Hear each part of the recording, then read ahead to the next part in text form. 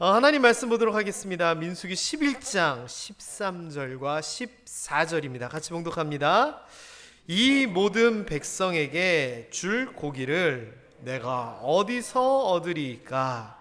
그들이 나를 향하여 울며 이르되 우리에게 고기를 주어 먹게 하라 하온즉 책임이 심히 중하여 나 혼자는 이 모든 백성을 감당할 수 없나이다. 아멘. 우리 옆에 계신 분들, 앞에 계신 분들 인사하는데 오늘 이렇게 인사합니다. 함께 예배드려서 너무나 좋습니다.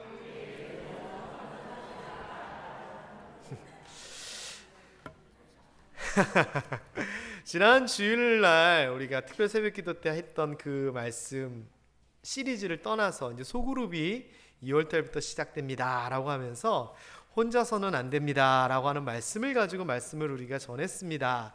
그리고 오늘까지 우리가 나눔 모임에 대한 이 소그룹에 대한 말씀을 전할 건데 제목은 똑같습니다. 혼자서는 안 됩니다. 그 내용이에요.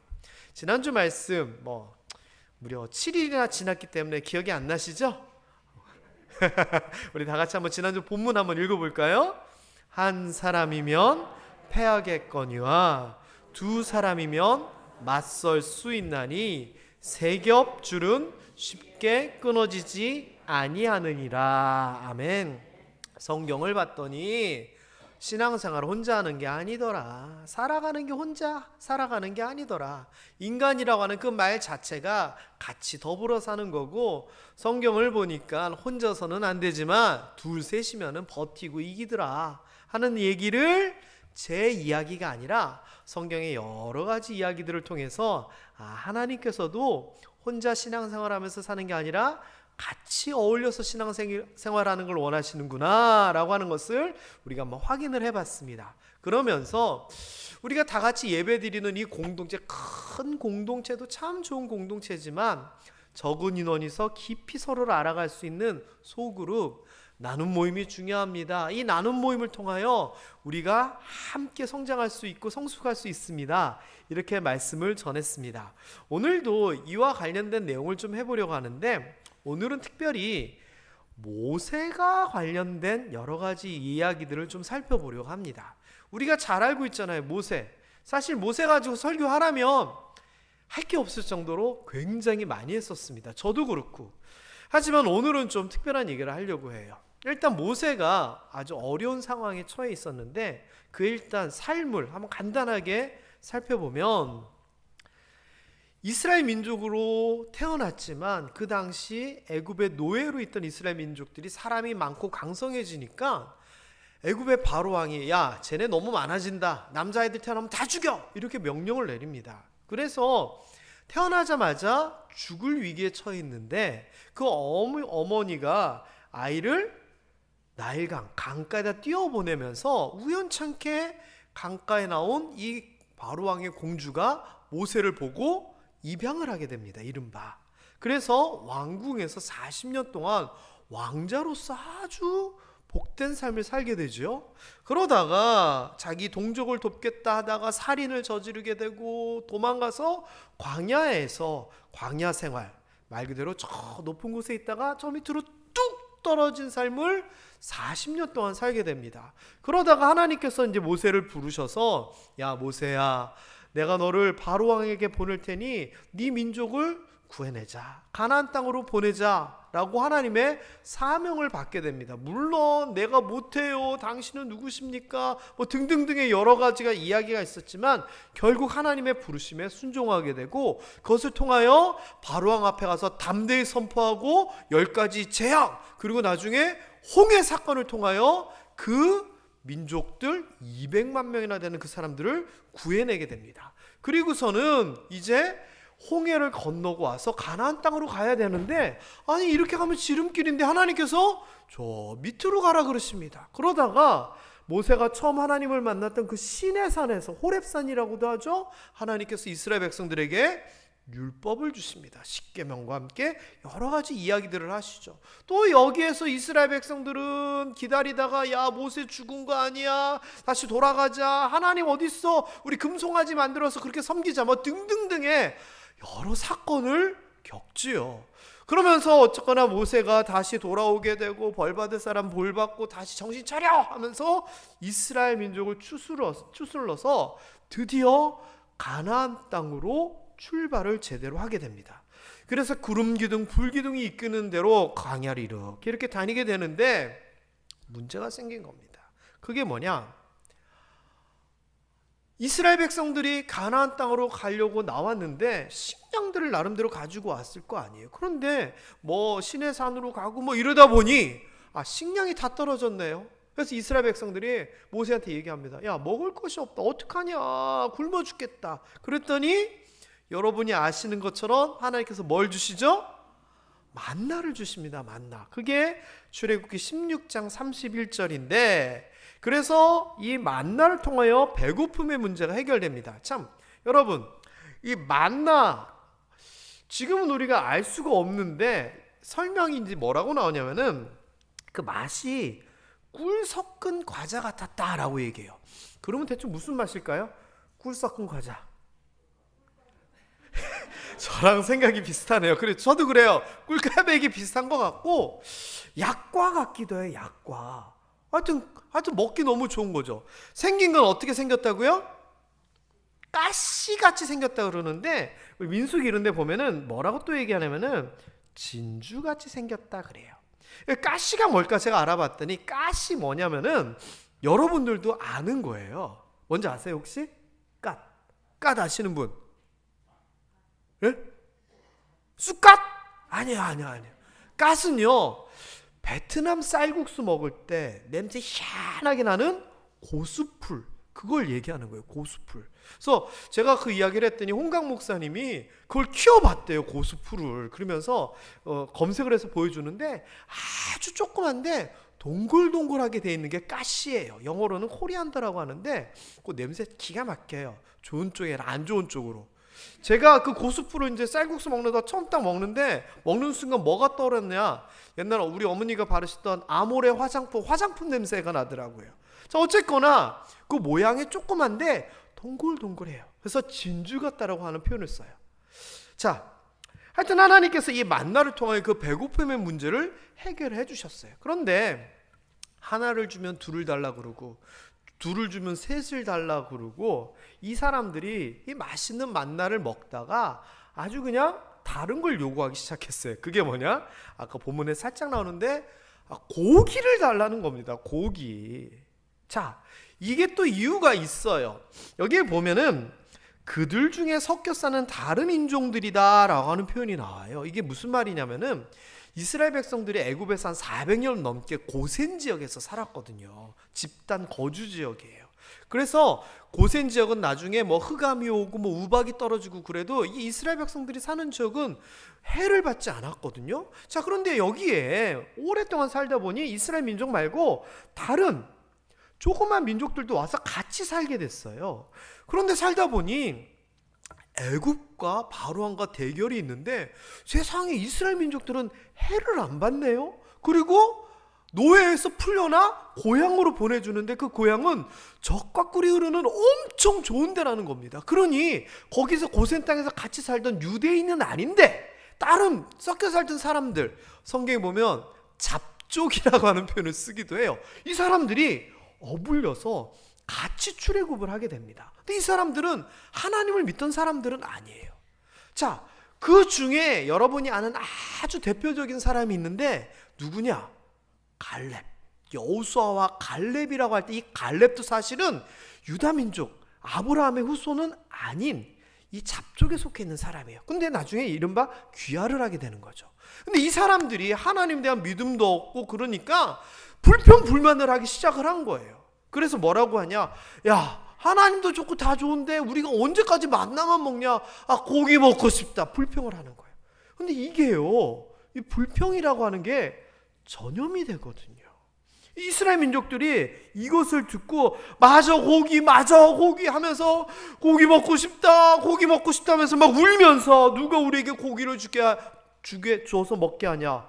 방금 전까지 먹을 것 없을 때 만나를 주셨던 하나님은 까먹고 불평불만에 따라 이렇게 울리며 원망을 하기 시작합니다. 여러분, 살면서요, 주변에 혹시 부정적인 사람, 불평 불만 많이 하는 사람이 있으면은 사귀지 말라고까지는 이야기하기는 좀 그렇지만 살짝 거리를 두는 게 필요해요. 왜? 불평 불만은요, 나 혼자만 손해보게 만드는 게 아니에요. 이것은 아까 얘기했듯이 전염되게 마련이에요. 교회 내에서도 한두 사람이 불평하는 거야 별거 아닌 것 같지요? 근데 그게요, 퍼지기 시작하고 무슨 일이 생기면 폭발하기도 해요. 그런 여러분 주변에서 누가 불평불명하며 그러지 마, 여러분이 권면해야 돼요. 자, 어쨌거나 이스라엘 백성들이 그래서 불평을 합니다. 그러면서 내용들이 기가 막혀요. 뭐라고 불평하냐면은 5절부터 한번 읽어볼까요? 시작. 우리가 애굽에 있을 때는 값없이 생선과 오이와 참외와 부추와 파와 마늘들을 먹은 것이 생각나거든. 이제는 우리의 기력이 다하여 이 만나 외에는 보이는 것이 아무것도 없도다. 아니, 말 들어보면 참 좋은 얘기 같잖아요. 값없이 이런 걸 다 먹었대요. 근데 왜 값없이 먹었을까요?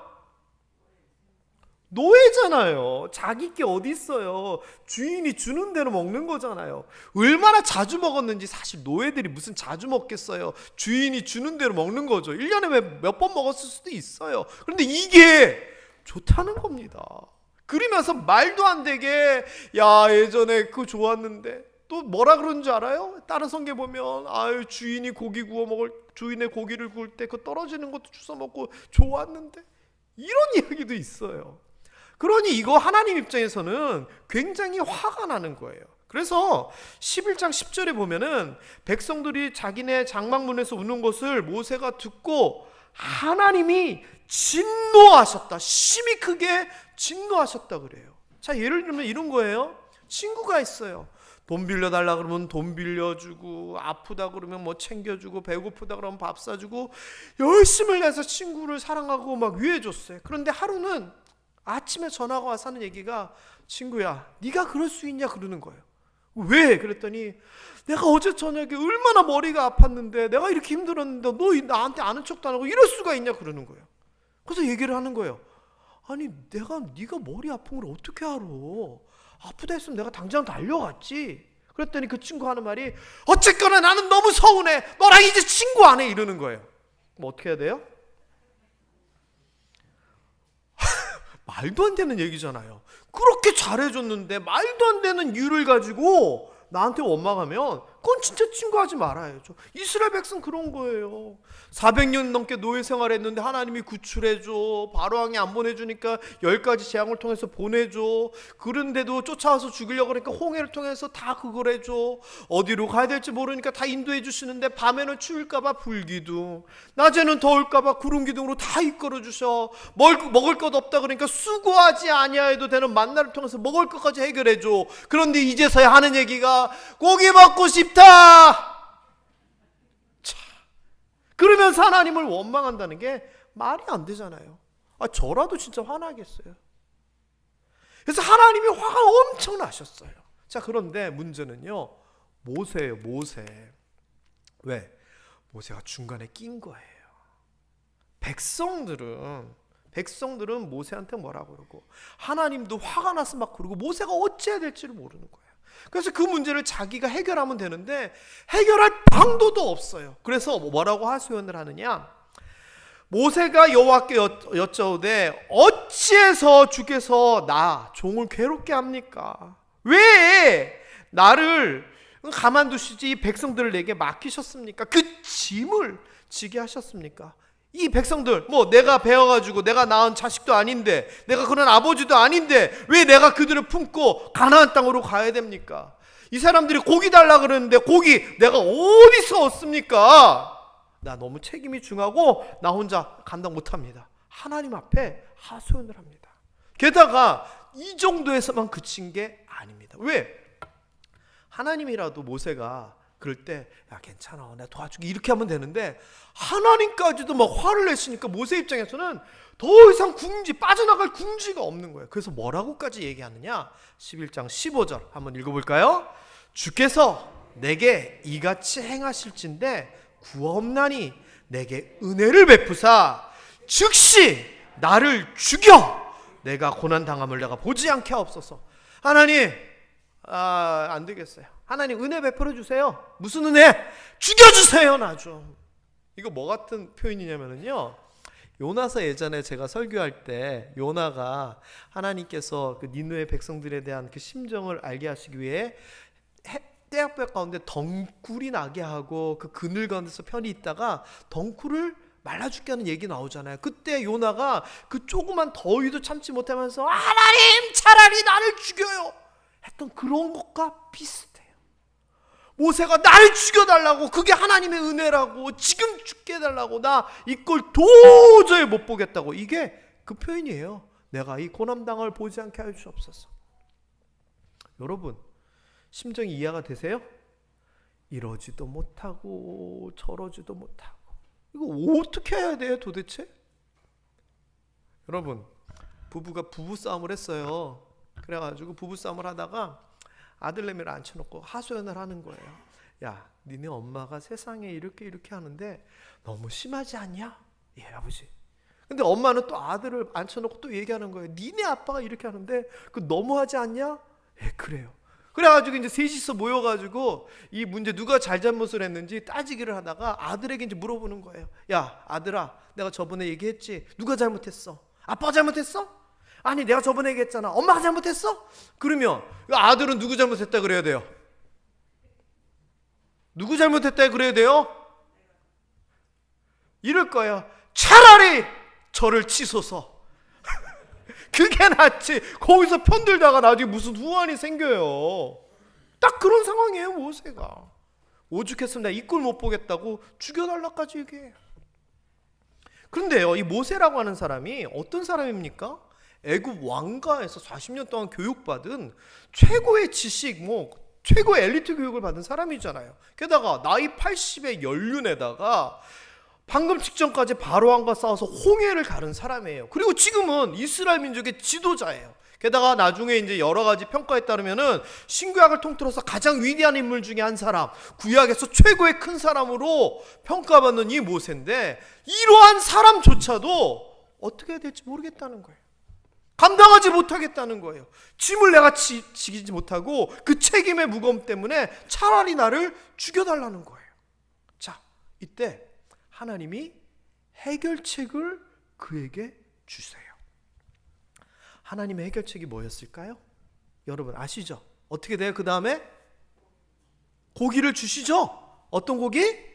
메추라기 떼를 보내서 고기를 주시는데, 제가 예전에 한번 설명드렸는데 여기서부터 구미까지 가는 길 동안 이만큼 높이로 메추라기가 쌓였다. 그래서 한 사람이 100kg씩 끌고 가, 이런 얘기를 제가 한 적이 있잖아요. 근데 이게 해결책이 아니에요. 지금 모세는요, 고기는 둘째 문제예요. 지금 뭐가 문제예요? 모세는요, 짐 책임이 문제인 거예요. 나 혼자서 이거 감당하지 못하겠다는 거예요.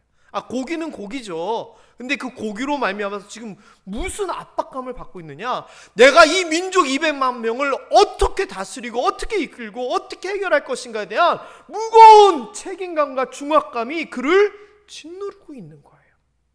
메추라기 보내주며 메추라기로 해결되면 다음에는 또 무슨 문제 없을까요? 이런 걸 미봉책이라 그러잖아요. 완전히 해결되지 않고 지금 당장 무언가만 해결하는. 그런데 아니에요. 하나님의 해결책이 있어요. 혹시 뭔지 아실까요? 메추라기 사건 이전에 아주 중요한 얘기를 하나님께서 하세요. 그게 오늘 본문과 연결되는 뒤에 16절, 17절에 나와요.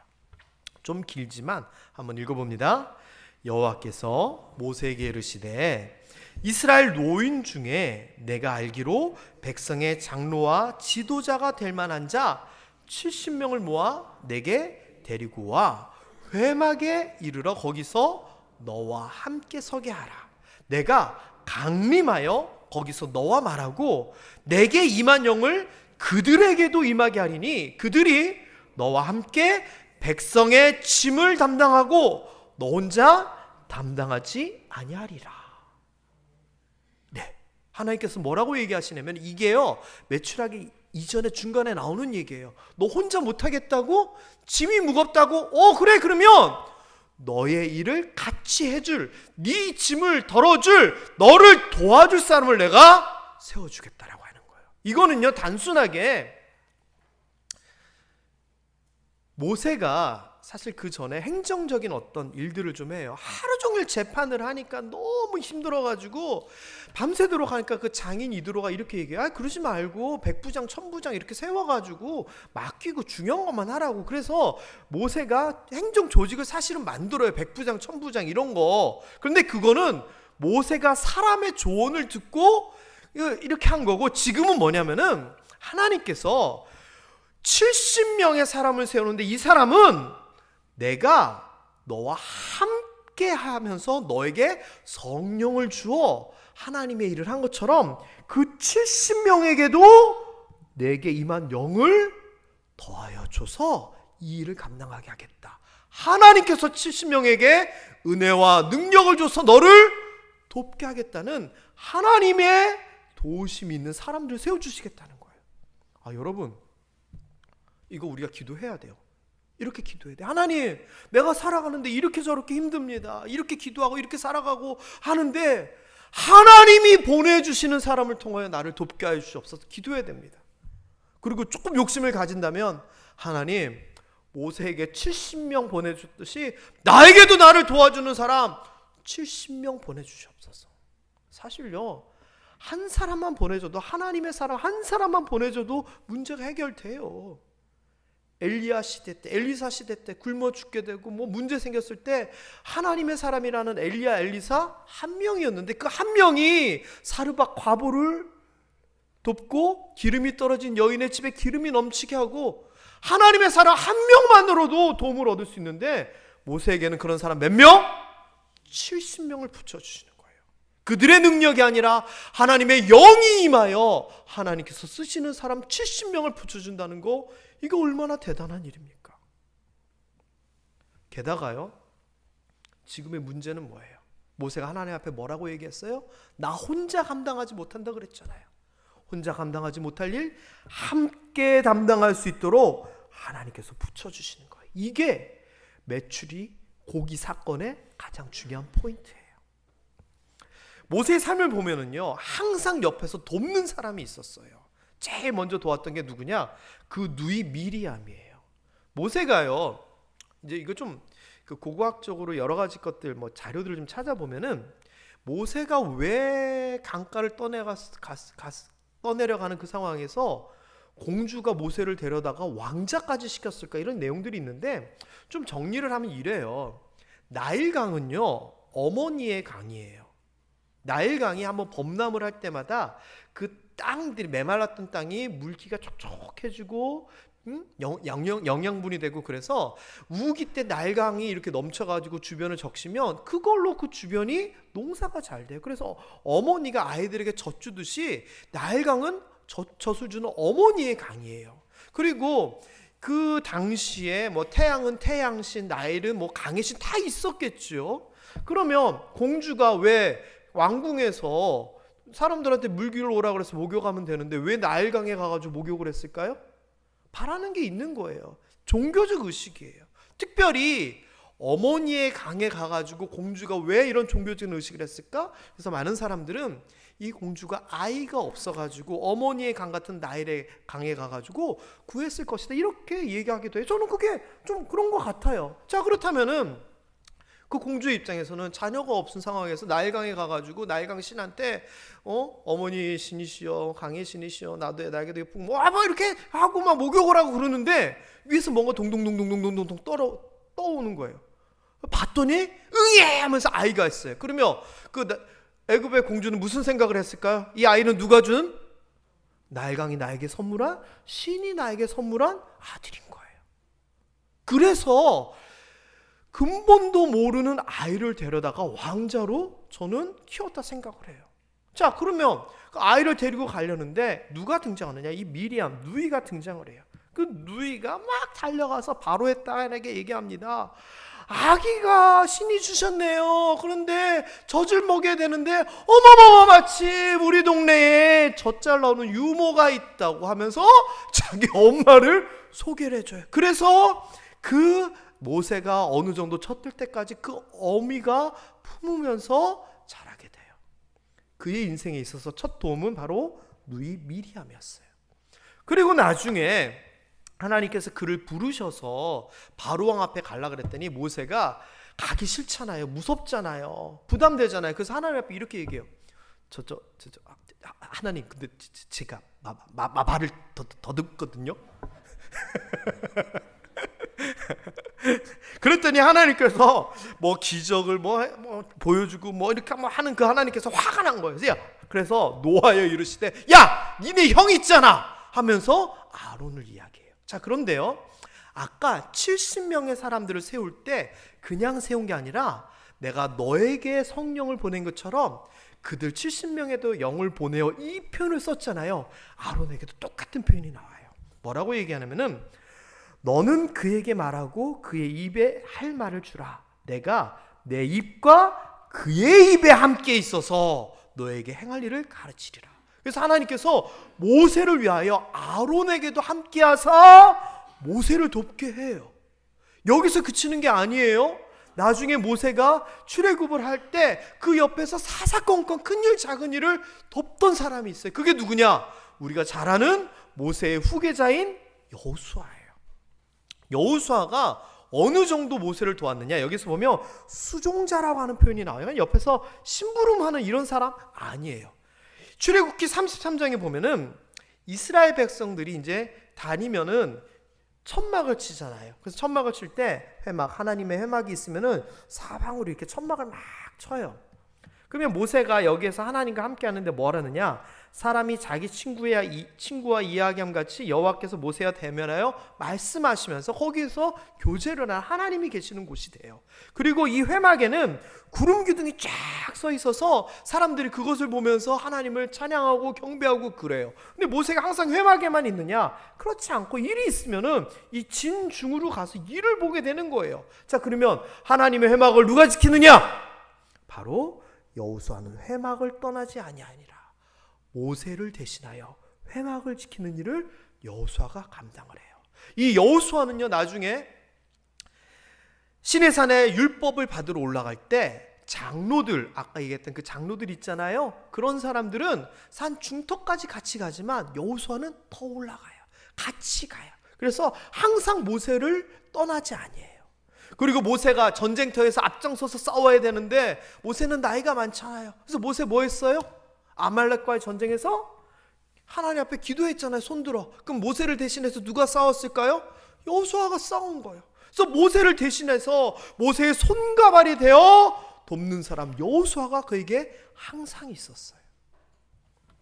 아까 본문 봤던 70명 얘기도 같은 관점이에요. 모세가 못하니까, 혼자 못하겠다고 하니까 70명을 보내서 하나님께서 그를 돕게 해요. 불세출의 인물이라고 하는 모세도 혼자는 안 됐어요. 혼자가 아니었어요. 주변에 도움을 받아서 그의 사역을 감당했어요. 그렇다면 지난주에 봤던 성경의 원리를 다시 한번 생각해 볼까요? 그 모세조차도 한 사람이면은 혼자였으면은 못했어요. 뭐라고까지 얘기했다고요? 하나님, 나 이 꼴 못 보겠으니 죽여주세요까지 얘기했어요. 그러나 그 옆에서 도울 때 2사람, 3사람, 70명이 도울 때 모세가 그 일을 감당한 거예요. 그렇다면 여러분, 나에 대해서 한번 생각을 해볼까요?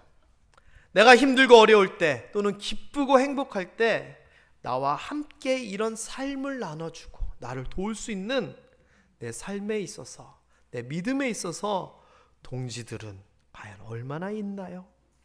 혹시 나 혼자 잘 살아갈 수 있어 라고 생각하시면서 다른 성도들과 다른 사람들과 교제하지 않고, 좋은 표현은 아닙니다, 하나님만 바라보면서 신앙생활하고 있지 않나요? 아니에요. 하나님이 원하시는 거 그거 아니에요.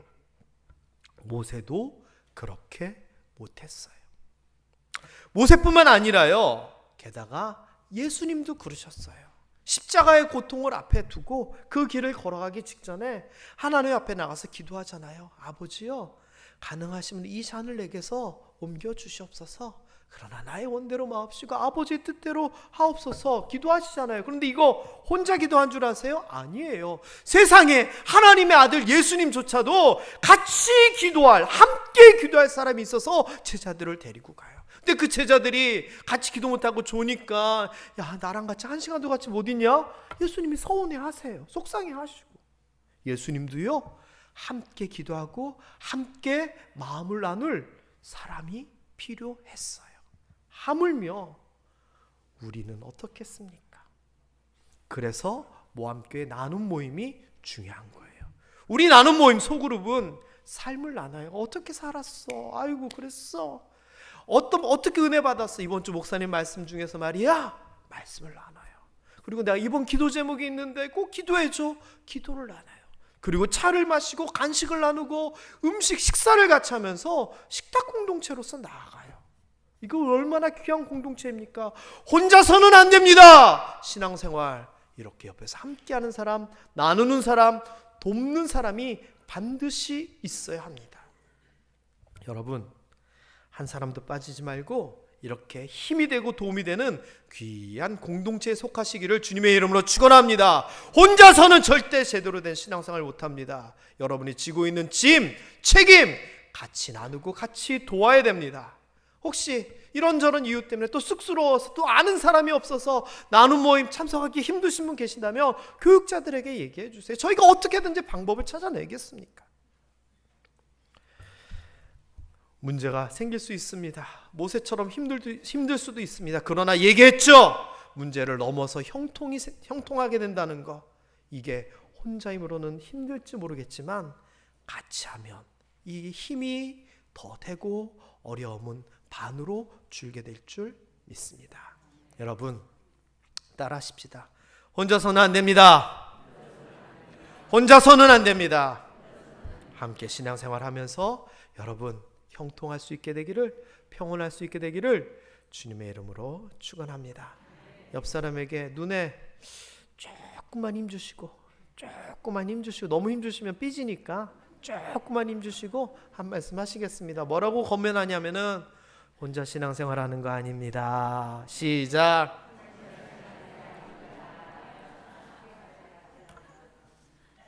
이번에는 온화한 표정으로 이렇게 얘기하겠습니다. 함께 신앙생활 합시다. 이러한 우리 모함교회 되기를 주님의 이름으로 축원합니다. 기도하겠습니다. 하나님 아버지